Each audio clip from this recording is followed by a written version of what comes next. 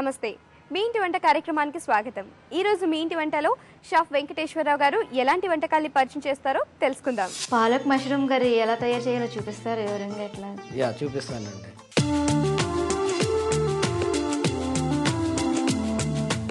Palak mushroom కర్రీకి కావాల్సిన పదార్థాలు చెప్తానండి. మష్రూమ్ ముక్కలు, టమాటా ముక్కలు, ఉల్లిపాయ, జీలకర్ర, మంచి నూనె, ధనియాల పౌడర్, బటర్, అల్లము, కారము, జీలకర్ర పొడి, పాలకూర పేస్ట్, పచ్చిమిరపకాయలు, ఉప్పు. పాలకూర పేస్ట్ ఎలా తయారు? ముందు బాయిల్ చేయాలి లేదా పచ్చి పేస్ట్ చేయాలా సార్? రైట్ అండి. ఇది పాలకూర యాక్చువల్లీ ఇంట్లో ఏం చేసుకుంటారంటే మామూలుగా తురిమేసి వేసుకుంటారు. దానివల్ల ఏమవుతుందంటే మనకు కావాల్సిన డిజైర్డ్ అంటే కావాల్సిన పచ్చదనం కలర్ రాదు. సో ఈ పాలకూరని ఏం చేస్తారంటే కట్ చేసి నీట్గా క్లీన్ చేసుకున్న తర్వాత జస్ట్ వేడి నీటిలో మసలేని నీటిలో ఇది వేయాలండి. వేసి 2 minutes ఉంచి దాన్ని బ్లాంచింగ్ అంటాం. అది అయిపోయిన తర్వాత తీసి మిక్సీలో అంటే మామూలుగా బాయిల్ చేయని అవసరం లేదు, వేడి నీళ్ళు వేస్తే సరిపోతుంది. బాయిలింగ్ వాటర్ 100 degrees centigrade లో బాయిల్ అవుతుందండి నీరు. అందులో వేసి ఒక 2 నిమిషాలు 3 నిమిషాలు ఉంచిన తర్వాత తీసి మిక్సీలో పేస్ట్ చేసుకుంటే మీకు ఆ గ్రీనిష్ కలర్ అన్నది రిటైన్ అవుతుంది. ఎక్కువ ఉడికినా కూడా మళ్ళీ ఆ రంగు పోతుంది, నల్లగా వచ్చేస్తుంది. మేమైతే ఎప్పుడూ ఎక్కువ బాయిల్ చేసుకుంటే ఇట్లా ఎప్పుడు చేయలేదు.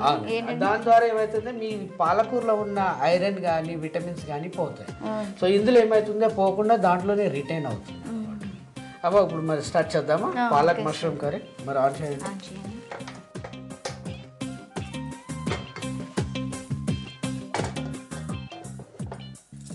ముందుగా స్టవ్ పెట్టుకున్న తర్వాత ఇది మీరు నాన్ స్టిక్ ప్యాన్ వాడుతున్నారు. నాన్ స్టిక్ ప్యాన్స్లో ఎప్పుడు ఇలాంటివి వాడకూడదు. వుడెన్ కానీ ప్లాస్టిక్ కానీ ప్లాస్టిక్ కన్నా wooden spoons or much better. దీంట్లో ఏమంటుంది ఒకలాంటి కోటింగ్ ఉంది, టెప్లాన్ కోటింగ్ అంటారు. అది పోతే దీనికి మళ్ళీ మనకి హెల్త్ పాయిజన్ వస్తుంది, హెల్త్ హెజార్డ్స్ వస్తాయి. సో వుడెన్ స్పూన్ బెస్ట్ అన్నమాట. ఓకే, ఇప్పుడు ఇది వేడెక్కింది కదండి. వేడెక్కిన తర్వాత ఫస్ట్ మనం ఆయిల్ వేసుకోవాలండి. ఇది నాన్ స్టిక్ ప్యాన్ వాడుతున్నాం కాబట్టి ఆయిల్ కూడా ఎక్కువ పట్టదండి. ముందు ఇది ఆయిల్ హీట్ ఎక్కిన తర్వాత కొంచెం జీలకర్ర వేసుకున్నాం అండి. స్పూన్ ఇవ్వండి ఒకటి.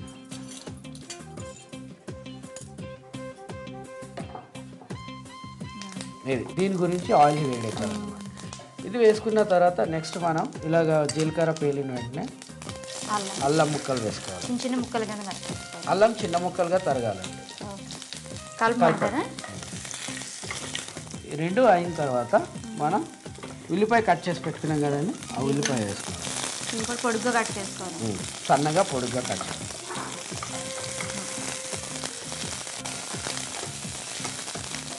ఉల్లిపాయలో ఏంటంటే అండి కైండ్ ఆఫ్ షుగర్ ఉంటుంది. సో మనం బాగా ఎర్రగా ఇందులో వేగితే మనకు బయటకు వచ్చేటికి మాడిపోతుంది. సో అలా కాకుండా ఇది కొంచెం దోరగా అయిన తర్వాతనే నెక్స్ట్ ఐటమ్స్ వేసుకోవాలి. స్లైసెస్ కింద కట్ చేయడం మామూలు పచ్చిమిరపకాయలు వేయాలి, కాయలు కాలంగా వేయాలి. కాయలు కదండి, దీన్ని స్లిప్ చేసామండి. అంటే ఇట్లా సన్నగా కట్ చేసాం. ఎందుకంటే దీంట్లో మీరు పూర్తిగా కట్ చేస్తే ఏమవుతుందంటే దాంట్లో ఉన్న కారం అంతా కర్రీలో దిగుతుంది, స్పైసీ ఎక్కువైపోతుంది. మనకు అంత స్పైసీ వద్దు అనుకున్నప్పుడు కొంచెం స్లిప్ చేస్తే కొంచెం కారమే దిగుతుంది అందులోకి. అండ్ పచ్చిమిర్చి కూడా హోల్గా ఉంటుంది. ఇష్టం లేని వాళ్ళు తీసి పక్కకి పెట్టుకొని డైరెక్ట్ తినవచ్చు. నెక్స్ట్ మనం కట్ చేసుకున్న టమాటా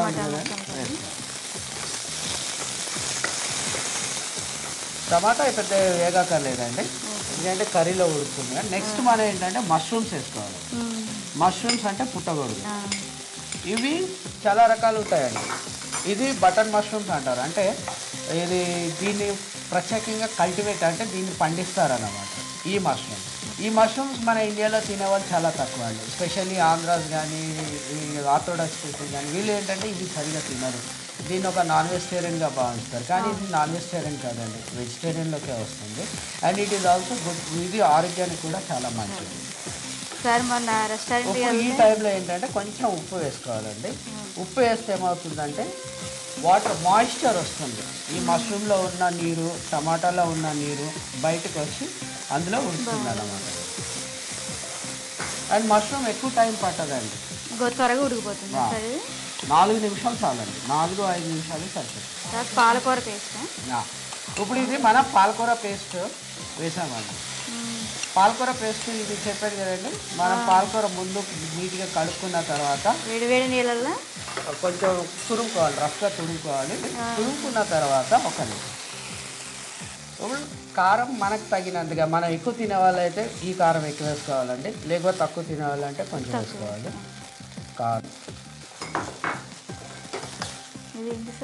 ఇది ధనియాల పొడి అండి. ధనియాల పొడి పచ్చిదలతో వేయించి పౌడర్ కొట్టారా సరే. ధనియాల మీరు మార్కెట్లో కొనేది ఏంటంటే మామూలుగా వాళ్ళు పచ్చి చేసేస్తారు. ఇంట్లో మీరు ధనియాలు కొనుక్కొని వేయించుకొని చేసుకుంటే ఆ గుమ్మ మీకు దాదాపు 1 month ఉంటుంది. మీరు క్లోజ్ కంటైనర్లో పెట్టుకుంటే ఆ అరోమా గుమ్మ 1 month వరకు ఉంటుంది. అది వేసుకుంటే మంచిదండి. జీలకర్ర కూడా అంతే అండి. ఇది కూడా వేయించి పౌడర్ చేసుకోవాలి. దోరగా వేయించిన తర్వాత చల్లగా అయిన తర్వాత పౌడర్ చేసి కంటైనర్లో పెట్టుకోండి, మంచి ఫ్లేవర్ వస్తుంది. ఉడుకుతున్నట్టుంది. కర్రీ అయిపోయిందండి. దీనికి లాస్ట్లో ఫినిషింగ్ బటర్ మనం కట్ చేసి పెట్టుకున్నాం కదండి, ఒక డోల్ ఆఫ్ బటర్ దేనికంటే టేస్ట్ ఉంటుంది అసలు. బటర్ ఒకటి టేస్ట్ అండి, తర్వాత ఉన్న ఫ్లేవర్ కూడా మనకి వస్తుంది. మా వారికి చాలా ఇష్టం అండి ఈ కర్రీ అంటే. మీ వారు పిల్లలు మీరు ఎంజాయ్ చేసే వాళ్ళందరూ ఈ కర్రీ ఒకటి చేసుకొని ఇది రోటీతో కానీ రైస్ తోటి కానీ బిర్యానీలో కూడా తినొచ్చు, ఎంజాయ్ చేసుకో. బిర్యానీకి కాంప్లిమెంట్ అంతా బాగోదండి, కానీ రోటీస్లోకి, వైట్ రైస్లోకి, తర్వాత జీరా రైస్ అంటారు కదా, జీరా పులావ్, అలాంటి వాటికి చాలా బాగుంది. స్టవ్ ఆఫ్ చేద్దామండి. ఓకే, ఇప్పుడు ఇది అయిందండి, మనం ప్రెజెంటేషన్ పెట్టుకుందాము. ఓకే.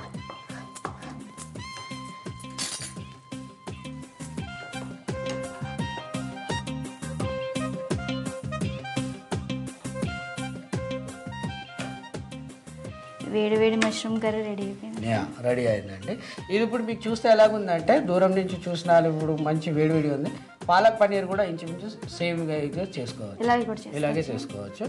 దీంట్లో కొంచెం ప్రెజెంటేషన్కి గార్నిష్ చేద్దాం.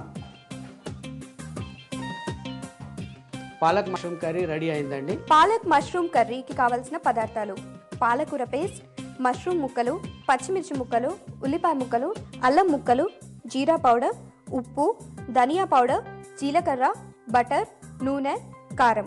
తయారు చేసే విధానం: స్టవ్ వెలిగించి పాన్ పెట్టుకొని ఆయిల్ వేసి ఆయిల్ వేడి చేయాలి. ఆయిల్ వేడిన తర్వాత కొంచెం జీలకర్ర, అల్లం ముక్కలు, ఉల్లిపాయ ముక్కలు వేసి దొరగా వేయించుకోవాలి. వేగిన తర్వాత పచ్చిమిర్చి ముక్కలు, టమోటా ముక్కలు, మష్రూమ్ ముక్కలు, ఉప్పు, పాలకూర పేస్ట్, కారం, ధనియా పౌడర్, జీరా పౌడర్, బటర్ వేసి కాసేపు ఉడికించుకోవాలి.